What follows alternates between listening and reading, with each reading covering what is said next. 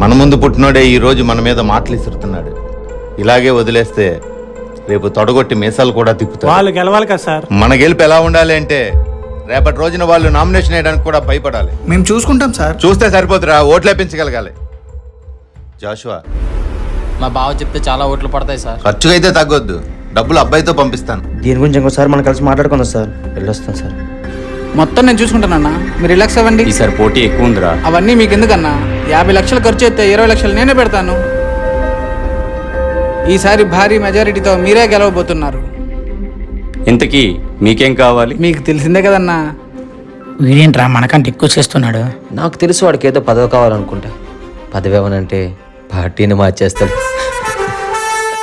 రాజకీయం రైతే